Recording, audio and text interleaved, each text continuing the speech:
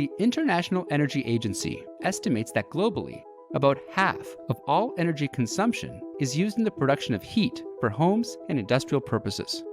And while there is a great deal of focus on utilizing geothermal energy for the production of electricity, direct use heat may be the lowest hanging fruit geothermal can offer the world in the quest to quickly decarbonize and secure our energy systems. Geothermal district heating systems use naturally occurring heat in the subsurface to heat individual and commercial buildings by utilizing a network of pipes to distribute the heat within a defined area, like a city block, town, campus, or industrial park. In recent years, a variety of district heating projects have launched around the world, seeking to serve neighborhoods, college campuses, and beyond with geothermal-derived clean heat. So what types of district heating systems are being developed, and by what entities? How are these projects being funded, and what are the economics? And could fast deployment of district heating systems be the key to decarbonizing heat globally? Let's explore.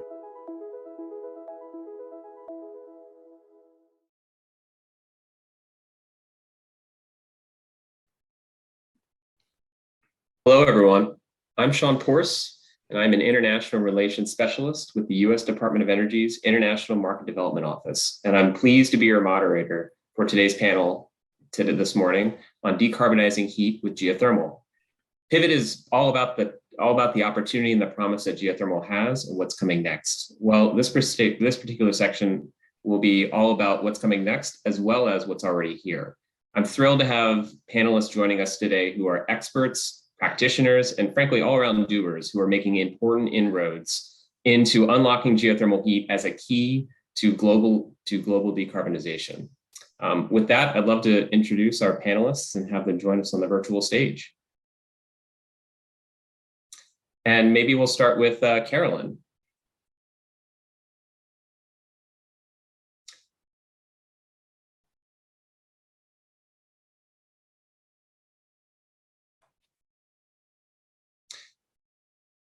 Carolyn, unfortunately, you're still on mute, but why don't we go to another panelist and hopefully we can suss that out. Maybe we'll start with Ben.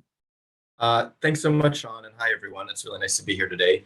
My name is Ben Furness. I'm the Executive Director of the 2030 Project, a Cornell climate initiative at Cornell University. And up until this past December, I spent 8 years working in the New York City Mayor's office, culminating as the Director of the Office of Climate and Sustainability. It's really nice to be here. Thanks, Ben. And Eveline. Good day, everybody. My name is Eveline deVaal, and I work at Shell as an advisor for the energy transition. And in that role, I focus on business opportunities for renewable heat and geothermal. My background is actually in upstream. I used to work as an exploration geoscientist, so I also bring, let's say, my geoscience knowledge in developing geothermal energy, which is really exciting. And very nice to be here. Wonderful. And Alex.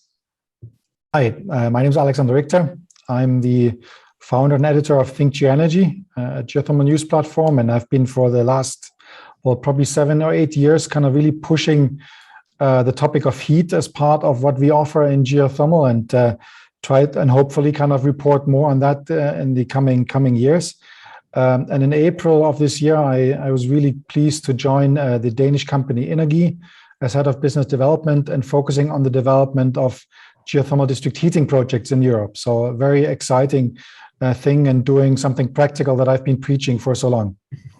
Indeed. I think we've all followed ThinkGeoEnergy for a lot of years. I know it's my #1 news source for all things geothermal. So Carolyn, hopefully we have you back.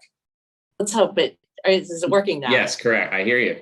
Sorry about that. Thank you. So my name is Caroline Hahn. I'm the SVP of Network Strategy and Planning for National Grid's New England gas business.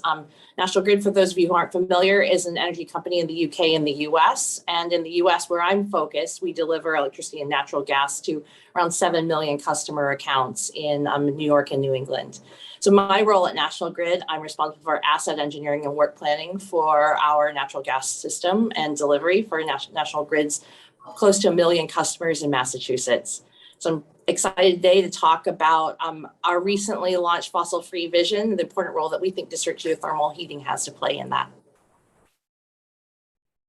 Great, Carolyn, thank you so much.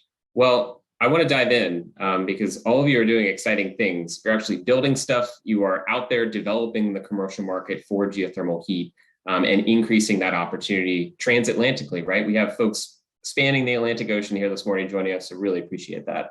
Eveline, perhaps we can start with you. Would love to hear a little bit about where Shell is in the project development space. I understand you all have a number of projects in the pipeline, including really exciting work with Delft University Technology. Tell us a little bit about where you are all in that development space. Yes, correct. Thank you. So obviously at Shell, we're very committed to play our part in the energy transition, including geothermal. So at the moment, we have dedicated geothermal teams in 3 different countries. We have a team in China, in Canada, and in the Netherlands. I work on geothermal opportunities in the Netherlands. And we currently hold 10 different geothermal exploration licenses here. And we're working very hard to realize the geothermal projects in those areas. I would say the development is going well. We actually drilled our first geothermal well last year. However, developing geothermal energy is not always easy. And one of the, let's say, major development hurdles that we're currently facing is the guarantee on the minimum amount of heat offtake. So for us to have a project, we need guarantees that businesses and consumers will take the heat for 10 or 15 years or so. Yeah. So that's a hurdle at the moment. However, it's going well, and indeed for the Delft project, which is one of the major projects we're working on, we are realizing a well on the university campus of Delft. So that will produce heat for the city of Delft and also have research on the well for geothermal systems. But again, let's say this heat offtake element is one of our major focus areas also for this project. Great. Well, I love the idea, right, of dual commercial research interests and the opportunity to do multiple things with one borehole. We all know the expense associated with these things, so I love that approach. Ben, I think Cornell is doing something similarly, right? So tell us a little bit about where geothermal is in the Cornell space. Where are you guys in the drilling? Have you reached total depth yet? Would love to just get an update. Yeah, sure. So thanks so much, Sean. Yes, we're Cornell University has some pretty ambitious campus decarbonization goals. We're looking to be entirely carbon neutral by 2035. And as part of that system, we're looking at the possibility of using deep geothermal to provide heat for all 250 of Cornell University's campus buildings. The first phase of that, as you sort of implied, is a test well that will both provide feasibility information for the campus project, and also, as Eveline sort of suggested, provide a really great living laboratory for researchers at Cornell University. So today, the drill depth is 7,800 feet, almost 1.5 miles underground. That's about 80% of its total depth. Awesome. And the well depth, the structure is looking like we're going to be going down at the radius of about a hula hoop, and then we're going to go down to a hole about the radius of a frying pan. We're done with the hula hoop depth, and so they've taken the drill bit out and they're doing some testing, taking the borings and running some analysis, and then in the next few weeks we're going to be going to that smaller, deeper section of the well. But we have water monitoring, seismic monitoring happening. Everything is looking great, and folks are really optimistic about how things are going so far. And great. So, yep, I'm happy to speak a little bit about some of the work we did in New York. I mean, part of the context for the Cornell project is some major ambitious building decarbonization goals that set by the city and now the state of New York. And we think Cornell's example can be a really useful model for some future projects across the state. So looking forward to working with that, folks. I definitely want to dive into that question. Like, who we're all vanguards here on the panel, right? We're all sort of focused on these things. Really want to get into that, absolutely. Alex, the work that Innargi is doing and the successes you've already had in Denmark. Tell us a little bit about sort of, the Aarhus project, perhaps, and then how do you think, where are you going as far as replicating that success, and what strategy do you think you need to undertake in order to make that happen? I think, it was really a good opening by Eveline to talk about the customer. You really need a sizable customer to make a geothermal project work. And I guess particularly in the context of heat, that is even more important because you need the customer close by. You can't lay a 70-kilometer transmission line. So, of course, so that kind of makes it a bit different. So in the context of Aarhus, the project, and I think what is quite important, and that's basically the focus of our company, is to understand that there are geothermal resources in medium depth and medium temperature that are a really huge untapped potential for geothermal. And that's why Denmark, which is probably similar as the Netherlands, not a traditional geothermal country in that traditional sense, but there's still the opportunity to utilize geothermal for heating. But getting to the point of selling this to the population, to the utility as an opportunity is a challenge. So it took a long time, and it also took several unsuccessful attempts in Denmark, but we've managed to get the city of Aarhus on board, and we are developing this project now with a planned capacity of 110 megawatts thermal, with 7 individual heat plants throughout the city. So moving away from a central plant to more distributed plants that are set up in the district heating system, and tapping temperatures of between 60 and 80 or up to 90 degrees Celsius, so up to between 120 and 180 degrees Fahrenheit. And here the idea is to utilize then heat pumps to pump up the temperature for the district heating as it's required. And this is a project with about 17 wells to be drilled. We'll start drilling next year. So it's very exciting, and we're hopefully making different projects in Denmark. We have a license in Copenhagen, and this is very exciting. But what is the advantage in the context of Denmark is we have district heating systems that are potential customers.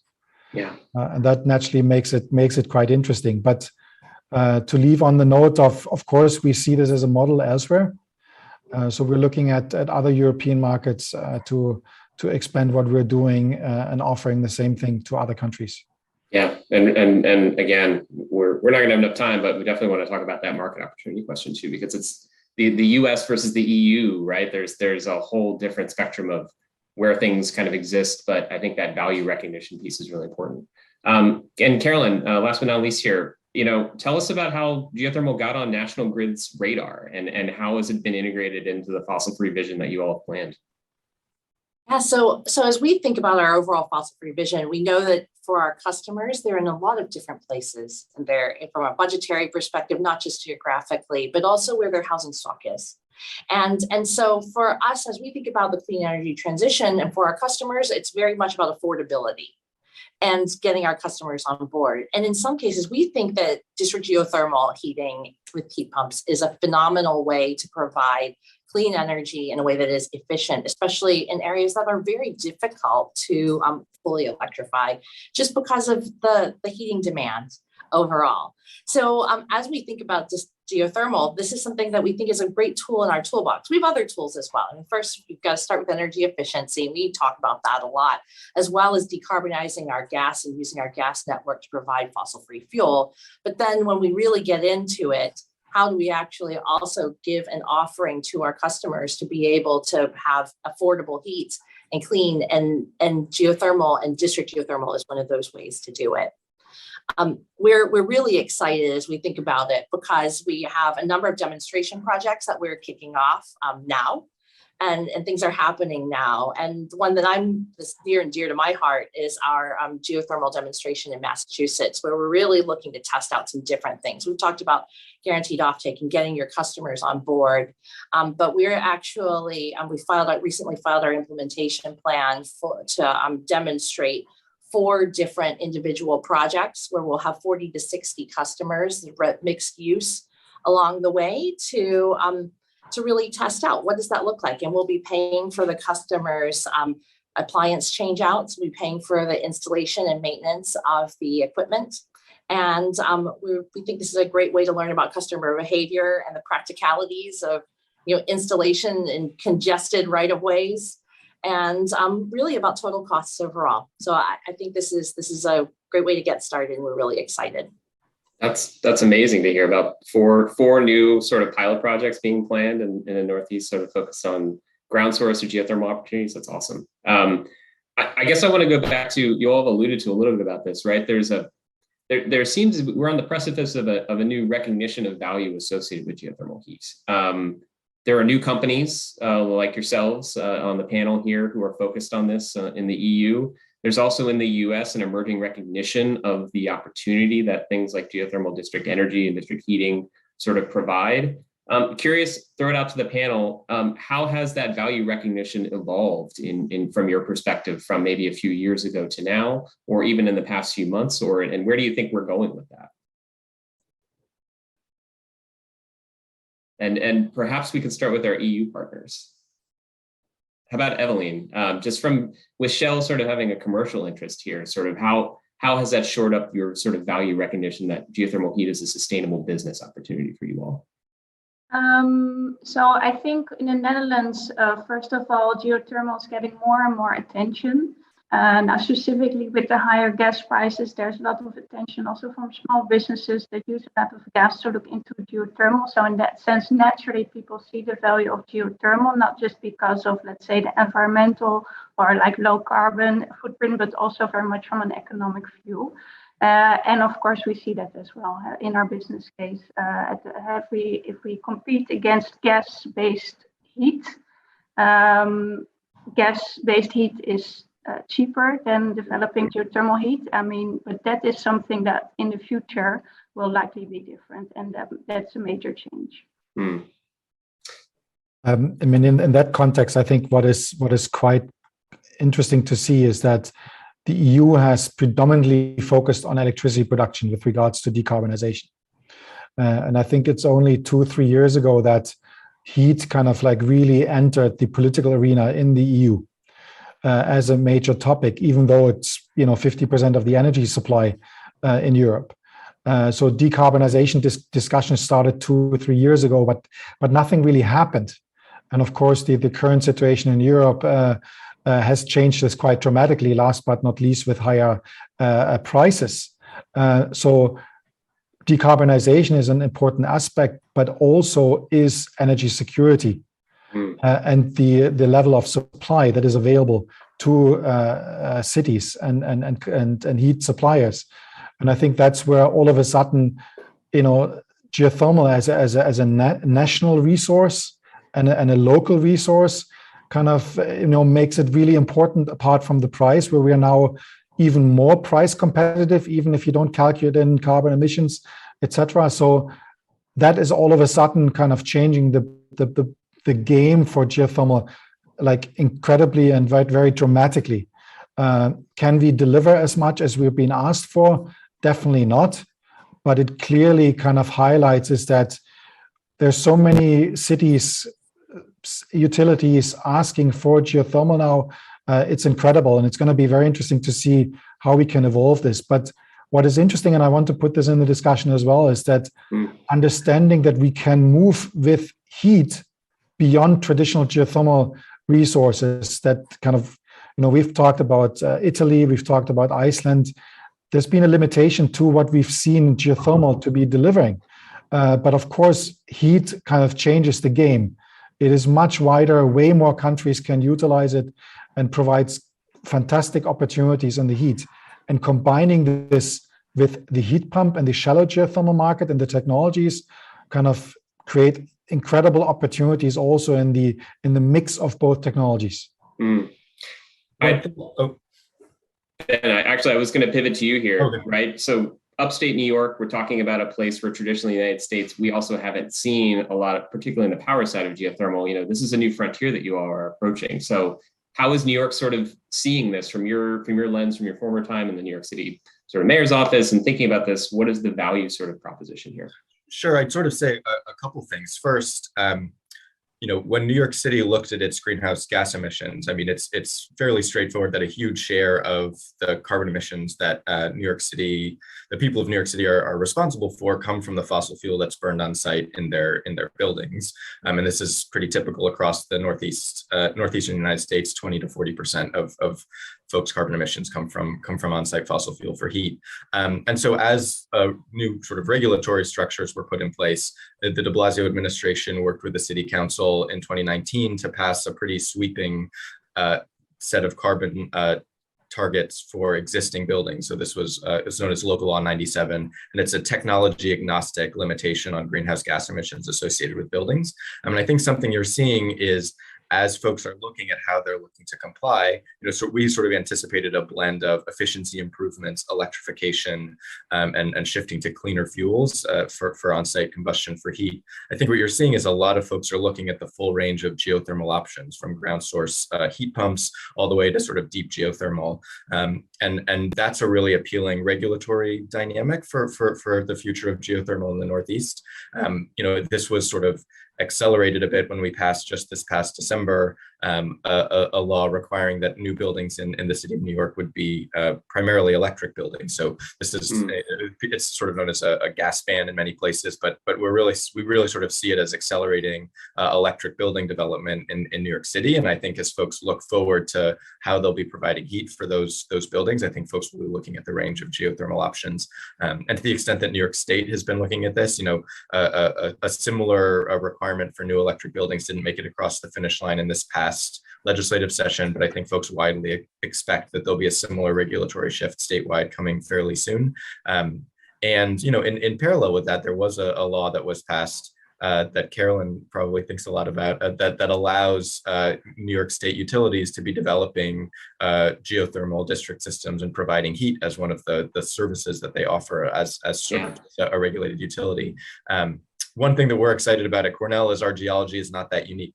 And so if we can figure out a way to get district heat to work with the geology that we have, we can really do it. We really think it could be a model for a lot of pretty normal places that don't have, volcanoes near the surface, or other places like Iceland and folks and places in the American Northwest.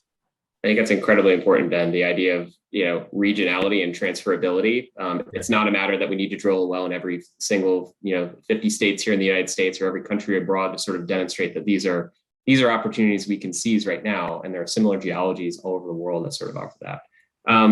Carolyn, clearly National Grid has prioritized this. So just on the value question, I want to learn a little bit more from you about where in the next 5 years do you see the value proposition of it moving for your utility, and what are you going to have to do to get there, and what does success look like? So it's interesting. I think certainly new legislation that has been passed that allows and gives the authority of the utility to actually be able to offer a non-pipe alternative to provide heat is phenomenal and gives us a lot of support. So we're really, really encouraged by that in New York, and hopefully as well in Massachusetts as well coming soon. But as we're thinking about that, the value proposition comes in two different ways. One is in our new customers and people coming on to the system, giving them a different alternative. And I think that's actually maybe a little bit more straightforward and easy when you're talking about large building renovation or new building construction as a whole, because you aren't really retrofitting anything. I think the challenge then becomes the other piece of the value that we're really starting to shift and think about is how do we actually displace some of the infrastructure build that we would need to be doing in infrastructure replacement with geothermal heating? And so just kind of put things in perspective, I have in Massachusetts, my system has about 3,000 miles of leak-prone pipe that we're going to need to replace for public safety over the course of the next couple of decades. So as we look for opportunities, I think we see geothermal as also a possibility to, rather than replace that, and it's expensive, rather than doing that replacement, how do we actually replace it instead of like in kind with plastic pipe? How do we do that with a geothermal system to provide even cleaner energy to our customers? So that's a bit of what we're doing. Now, the challenge comes is that we still have customer choice. And I think that becomes the piece of how do you get every customer on the grid? Because until that last customer is off, I still need to maintain that gas network and I still need to replace it. I think that's a bit of what we're trying to identify is what are the right things that we need to have in place to make that an environment where the customer really does want to transition over? What's that really going to cost? And I think that's a bit of what we're trying to do here is look at that and work with our stakeholders. Yeah, I would love to dive in now on that social license to operate, right? It's really important that, honestly, in the US, right, it's not even it's more of an awareness campaign sometimes. It's actually letting people know first and foremost what geothermal is. Perhaps in other places like the EU, there's less of a question about what it is and sort of how the value can sort of be realized by cities and municipalities. But opening it up to the panel, how is social acceptance and community buy-in, really important, I guess, to your project development, to your commercial sort of focuses? Go ahead, Eveline. How about that? Okay, thank you. Yeah, so I would say social acceptance is absolutely key for developing geothermal energy. People need to want to connect to geothermal energy. They ideally need to commit for 10 years or so to take geothermal energy to have a project, which is difficult. I mean, you have to disconnect from the gas and connect to geothermal energy. That is a transition. You go into something new. So that energy transition element and sort of the hesitance that's met sometimes, that's something that's very real in the development of geothermal energy. And there are, of course, also valid concerns. Geothermal energy happens in the subsurface. You can't see the subsurface. In the Netherlands, we have a lot of concerns on subsidence issues or earthquake issues. And people are concerned, and it's really important that we help and make sure that people understand that geothermal energy is safe and that it's clean. And on top of that, what's really important is also that there is a framework or legislation in place that in case something might happen, that it's dealt with properly, that that is professionally dealt with in case there is an earthquake, that there is something of a framework or management system in place that allows people to have more peace of having geothermal in their neighborhood. And that's not just for operators, that's really for the geothermal sector as a whole, together with country government, to make sure that these type of things are in place. And that's also, geothermal is in that sense still immature. That's something that's not yet in place everywhere, and that would really help also for that social acceptance. Well, and Alex, go ahead. Maybe in that context, I think what is quite interesting is like really where we do geothermal. So, for example, our company focuses on geological settings where there is no earthquake risk. So the geology that we're focusing on clearly doesn't have the risk of a volcanic system. So here, basically, you have one big argument kind of like that taken out of the equation, but it's, of course, something that you need to address and explain.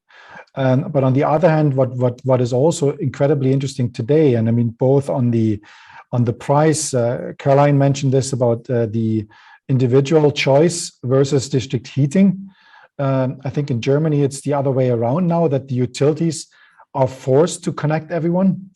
So that's an interesting also development. But secondly, and this is particular today, and in the development of the last couple of months, essentially, is the price. So if you have a neighbor or a friend that is connected to the district heating, and you see the price that they pay versus what you're expected to pay for the upcoming heating season, people ask, like, so how fast can I be connected? Right. So that's a big thing that has completely changed the whole environment, also with regards to acceptance. Well, yeah, right. You're automatically incentive. There's a market incentive and also not even a social pressure, but a social incentive for folks to sort of really think about this. And this makes it so important for district heating as a centralized system. It makes it much easier adaptable, and it's much easier to replace the heating source to deliver to the customer, and that makes it way more efficient, and thereby also a very attractive model to deliver heat. Moving away from the decentralized individual setup, and this is something that, particularly in the EU context, I mean, it sounds like all Europe is district heating, but that's just not the case. Even in model cities like Munich, for example, there's still more than half of the city not connected. So there's still way to grow and to work on. That's something that we need to push on in the EU. Ben, maybe from the Cornell perspective, right? It's a great start that you've all had with this work. It sounds like you've gotten campus buy-in. You're obviously doing a great job and successfully drilling your first test well here. How do you think universities in a place like the United States offer a forum to socialize geothermal or socialize renewables and offer that as an opportunity to then broaden that scope beyond universities? Yeah, my sense is that institutions like universities, like municipal governments, because they operate on many different imperatives besides just the bottom line, can sort of be leading the pack in the adoption of new technologies and demonstrating, that they're effective and increasingly cost effective. One thing, just as a sort of basic ability for Cornell to get comfortable with this. Cornell actually currently has a district system for cooling. So all 250 of Cornell's campus buildings are on a system that we call lake source cooling that uses water from Cayuga Lake to cool buildings on campus. And the district system for heating is currently just connected to a combined heat and power plant that uses natural gas. So there's a lot of things that make Cornell's particular experience, a little bit distinctive, but I think the extent to which we can, educate a generation of students that their campus buildings and dorms are being heated with geothermal, and they say, oh, that's totally useful and nice, and they go home and tell their parents about it, and everybody just sort of thinks of geothermal as not a scary new technology, but a way to provide cost-effective, comfortable interior spaces. I think that's that's sort of what we're all managing towards, and I think it's very, very possible. 100%. Carolyn, we're looking for a new generation of customers too, right? You mentioned there's 1 million folks in your customer base. Your 4 projects that you're aiming for, what's the strategy, and as far as how you've decided where to sort of focus your initial pilot efforts? What has that community engagement looked like, and how have you sort of been thinking about that? So we're looking for, our pilots. We've had 15 applicants so far, and we won't be able to make the selection until after we actually receive our final approval, but which we're expecting sometime in this year. But when we look at our criteria overall, we're looking for, I mentioned, diverse loads around, just so we can assess thermal performance. Ideally, we're looking for customers who are on leak-prone pipe today, so that we can take them off of that.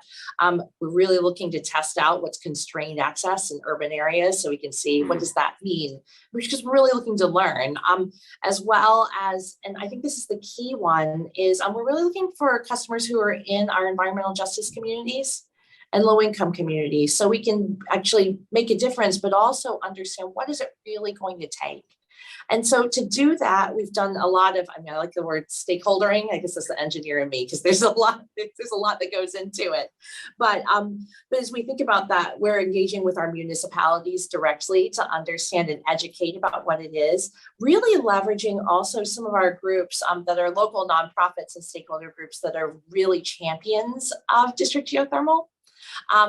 So that they can actually go out. We found that it's really helpful when we have a lot of different groups educating and understanding what those benefits are and what the right use cases are overall. So it's kind of across the board, government all the way to municipal, to our stakeholder groups, and then direct engagement with customers and universities as well. I think that's so important, getting advocates beyond just this forum, and populating that and getting it as discussed normally as solar and wind and other sort of renewables are sort of discussed. So that's a wonderful point. A few of you mentioned and talked about policy. There's a number of ways that I think we can evolve on the policy front in the EU and the US. Alex or Eveline, maybe just from your perspective, what still needs to happen? I think we talked about sort of making guaranteed offtakes and opportunities there. We need a floor price for the value of heat that we're sort of providing. But is it more than that? Like, what other policies and levers do we need to sort of be considering? If I can go, I already mentioned having a framework in place for in case of events, or just to help with that social acceptance. But on top of that, what would help also are financial instruments to cover some of those market risks, but also, for example, availability of insurances. So insurances for expiration risk. That would really help with the development of geothermal energy. think in the context, I mean, licensing is a big issue. That's a big issue. How to make sure that licenses are available for the projects that can deliver.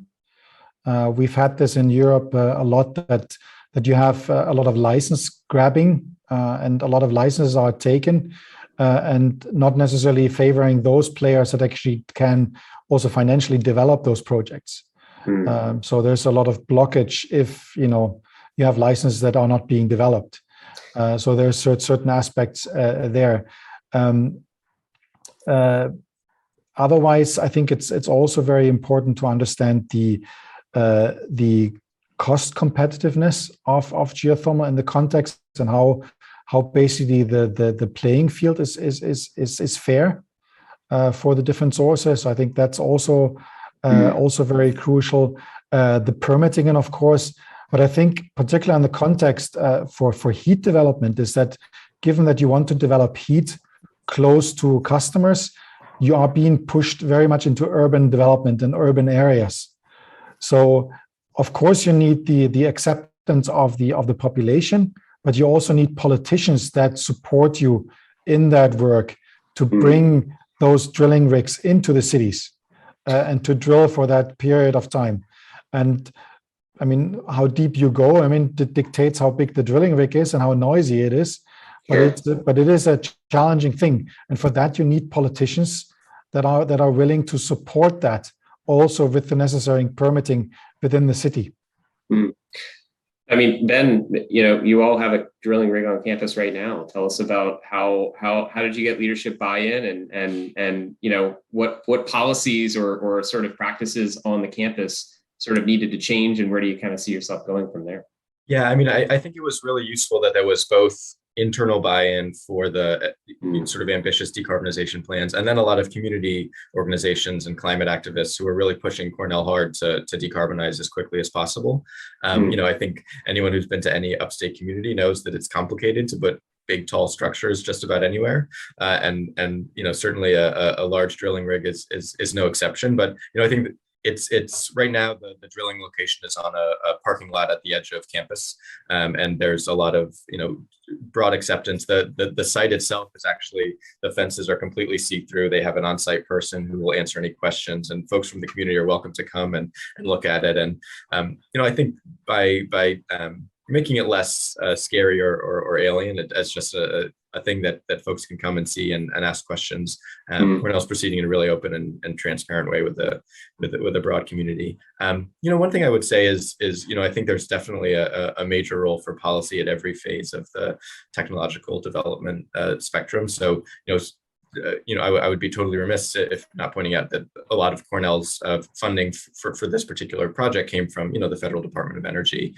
and this it's sort of a vote of confidence, saying that Cornell's project was a thoughtful way to get some important information and make a positive difference. I think having federal buy-in and support for this type of early exploratory work that can then form the basis for new markets, new products is really helpful. And I would also say just having everyone aligned that decarbonizing heat from existing buildings and new construction is a really important climate goal that can take the form of local or state legislation around a fossil fuel combustion, or other types of federal direction to sort of support this type of work. And just would totally plus one Alexander on local permitting. A lot of this comes down to how amenable folks are to having a big construction site, a big tall drilling rig in places where they see every day, and so having broad buy-in from across the political spectrum, from hyper local all the way to national, is going to be super helpful.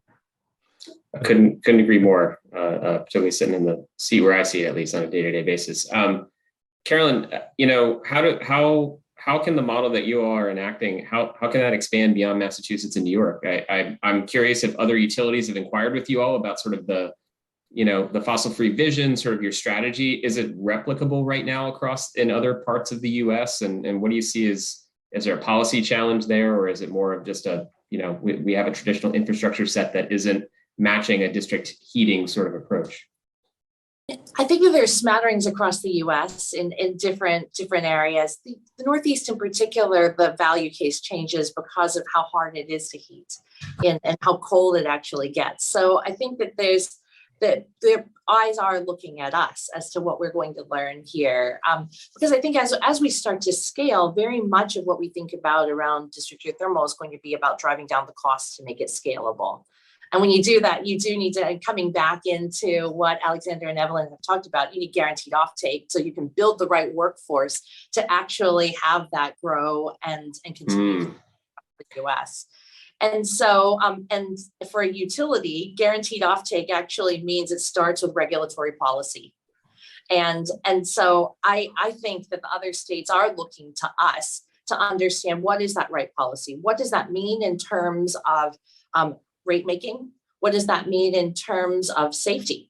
I mean, we're coming from a regulated gas utility comes with a very, compliance and safety mindset that, how much of that is directly applicable to district geothermal. And I think those policies are what other states are looking for so that we can actually get those policies enacted, give the other utilities that sense to be able to, this is another tool in our tool belt, and we can really start broad scale workforce development across the board. Maybe that's from a European perspective, a question to our American colleagues is, how do you direct demand on the heating side in the North American context?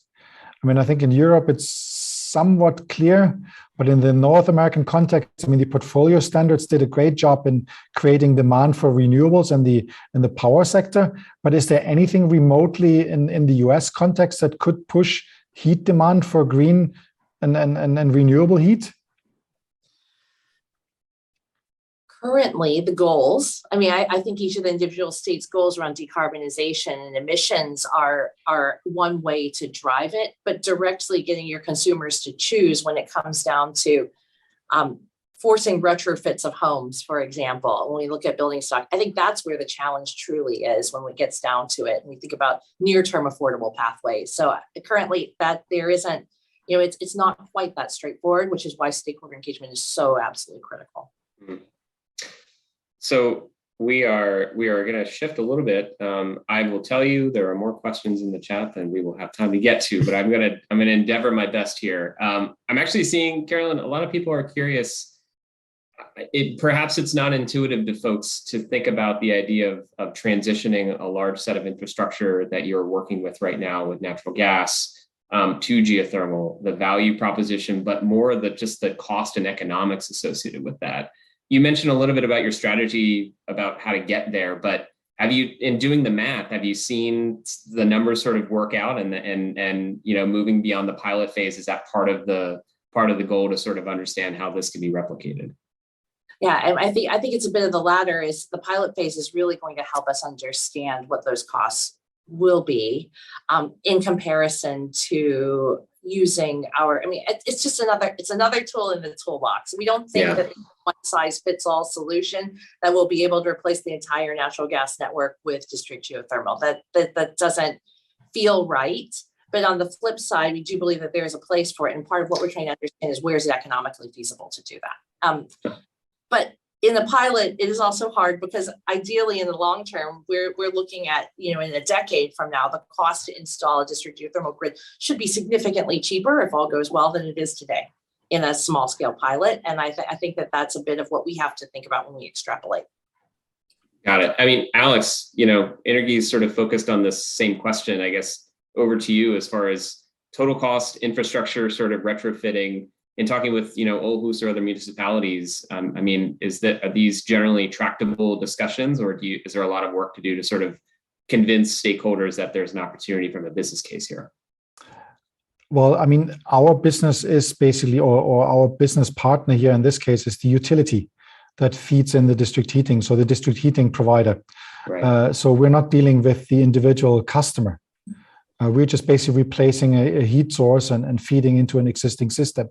So that's a difference. And here basically it's the stakeholders in the city, it's a district heating provider and the local energy suppliers, and the willingness to replacing fossil fuel here in this case, biomass, burning biomass. So for the individual customer, it's maybe not as obvious here, but what is crucial is the price. So you have to provide a competitive model for the utility, because at the end of the day, it's also being transferred on to the consumer. So the price is very crucial, but we believe with the model that we've set up in Denmark, and particularly in the case of Aarhus, is we've been able to provide a competitive price that is competitive in that context, providing heat to the community at a favorable price for 20 years plus. So in that case, it becomes a business model that works. With that model, we're kind of expanding this then into other places in Denmark. So you need to be cost competitive. So it comes down to the business model. How do you make this work? The technical aspects are challenging, and the resource risk, etc. But really the business model, kind of how you do that, how you deal with that, is the crucial aspect. And that's not always the government that can help with that. So there's a number of questions in the chat sort of around the idea of manufacturing, heat pumps, workforce development, and would love panelists' comments on the state of workforce to actually satisfy the demand that we may be seeing in this space. Where do we need to improve from a manufacturing standpoint? Do we have enough steel? Do we have enough heat pumps? Do we have enough of these resources to sort of build out a pipeline that really sort of unlocks this as an opportunity? And this is for anybody, obviously. Well, I mean, I can take a shot at that, because it's sure. something that we're clearly kind of facing now. So, and our colleagues in Germany say basically it's that probably Germany needs 100,000 people working in heat pumps, and they are missing today. So there's a lot of capacity building that needs to be done. On the material side, I mean, if you talk to any developer right now, the lead times for certain aspects of what we need, be it from the drilling equipment to drilling equipment maybe not, but the materials is very difficult, and that doesn't make our life easier. So let's put it that way: if we want to develop all the projects that we do, there will be even more supply chain issues. So we need to put a lot of things together and puzzle this together with capacity building, with development, whatever, and in heat pumps as well. So particularly when we start mixing deep or middle deep geothermal with heat pumps, etc. So that mix kind of will be very important. So there's a lot for us to do as well to build up the industry that we want to work with. And one other. Oh, sorry. Go ahead. Go ahead, Eveline. Sorry, I just want to say, looking at the future, also the strategic choices are important. Do you, in a densely populated area where the heat demand is focused, do you choose to install an individual heat pump for everyone, or do you choose a collective heat system? That will make a difference as well. Ben. One interesting thing about the workforce dynamics, and I don't think this will come as a surprise to a lot of the folks listening to this panel, but it's been quite striking to me thinking about the ways in which a lot of the skills and expertise involved in deep geothermal drilling are very similar to the skills and expertise needed for more conventional fossil fuel extraction. So the very same set of contractors who are now working at Cornell, just a couple months ago, were working in Pennsylvania doing hydraulic fracturing and deep drilling for natural gas extraction. It's literally the same contractors coming up to Cornell to do some drilling for deep geothermal heat. So I think the workforce needs are enormous. The material challenges are real, but it is a really striking example of the way in which a lot of the skills that were sort of developed for the 20th century energy system can be sort of redeployed for what's coming next. And Ben, I think that's a discussion that we are certainly having, as we're looking to understand through our pilot programs what the transferable skill sets are, because we do believe that we have strong skill sets in horizontal pipelining. And when you're talking about shallow geothermal, it's not quite, as it can be a parallel there. And so that's what we're really trying to say is like, how close is it? What can we do? And what do we need to do what are the skills that we need to continue to build in our existing workforce to be able to do that?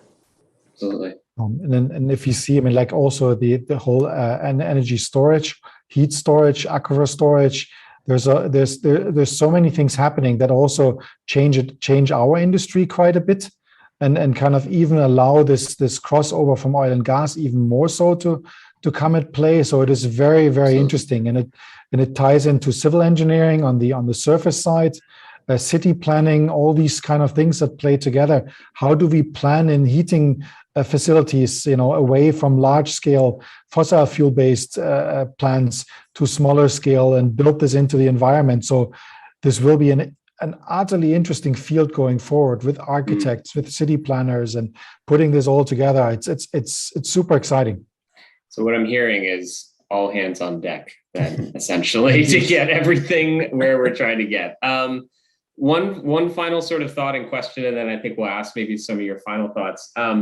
Information exchange, right? I love that we have a transatlantic participation here this morning, but how do we extend that and exchange of ideas and information beyond the hour that we're given right now? How are there, just curious if anybody has thoughts as far as how can we better manifest that type of collaboration across the Atlantic or across the Pacific or globally, frankly? I know at Cornell, the team is really excited about being as transparent as possible about everything that folks are learning. So if you go to Cornell Earth Source Heat, there's lots of current information, and I think as folks are doing analyses and finding out what we're learning and how we're proceeding, we'd love to be as open as we can about all of the things that folks are learning, and obviously connecting to the broad networks of academic practitioners and academic journals. That's sort of one route of transmission, but obviously there's a huge amount of work to do to take what's happening in a university setting and in a research setting and applying it to practitioners in the field. Absolutely. Anybody else? Well, in my previous professional role, I've naturally was involved with Cornell, so on the Icelandic side. So there is this cooperation and interaction, which is fantastic, and not only on the academic side but also practitioner side. But I think what will be absolutely crucial is that also that we see people in the North American context visiting some of the lighthouse projects in Europe and see how this looks like, because the experience gained there is incredible. So we really need to figure out how to kind of exchange those learnings into the systems, into the United States. So super interesting aspect. So events now after COVID is very important to really engage and discuss, and also it's very important to take this out of the purely scientific and academic environment into the practitioner discussions. Agreed, very much so. I would agree with that as well. Had to organize ourselves in sort of operators amongst each other internationally to learn from each other. Have conferences like these, for example, are ideal to share experiences and knowledge and work together. I would completely agree. I also think that it's important, in addition to having our practitioners share, also helping our policymakers make the connections across in different regions, just to understand and get a feel, to build on what Alexander has said, because I think that it does, as you mentioned, all hands on deck, and we've got to continue to get everybody engaged in this. Caroline, just one remark to you. So in Europe, you're facing the issue that a lot of the district heating systems have too high temperatures. So you have the opportunity to start with a low temperature network to start with. So that makes it easier for you for the future. So just keep this in mind as a practical advice. So Alex, what you're saying is there's also a travel opportunity to Massachusetts in the near future. We should all be penciling in too. That's great. Well, we have, I think, literally 2 minutes left. I want everybody to say one thing you're excited about in this space as your way to close out. So, Alex, I'll start with you. Well, I mean, it's for me utterly exciting to kind of see heat all of a sudden being recognized as an absolutely crucial element in decarbonization. And to see this happening and seeing all these fantastic folks working on it, it's magnificent. So thank you so much for all of you that work on that so diligently. Great. And Ben, I'm really excited about the the results of a lot of the testing that's just going to be happening in the next couple of weeks, really, at Cornell, and thinking about the way forward. And also really excited about everything that Carolyn's going to do on the utility side to transform the delivery of heat across New York State. Absolutely. Eveline. And so thinking about the team, all hands on deck on the workforce, I myself used to explore for oil and gas, and now I'm exploring for geothermal, and I use my old skills and competences from upstream every day, and they come in super handy. So for the audience here, for oil and gas professionals, going into geothermal is a great area to be in. I love it. And Carolyn. I'm incredibly excited about what we're going to learn in our demonstration programs as it relates to customer behavior, but also just general practicalities. And I'm hoping that in a few years, I can come back and share all that we've learned so far. Months, weeks, years, all these things. We want updates all the time, I think, also as well. Well, thank you to our panel. This has been such a lovely conversation. Thank you to those who have already provided questions in the chat. I know we didn't get to everybody's, but really appreciate it. And I hope everybody has a good rest of your pivot experience, and best of luck. Thank you. Thanks, Sean. Thanks, everyone. Cheers. Take care.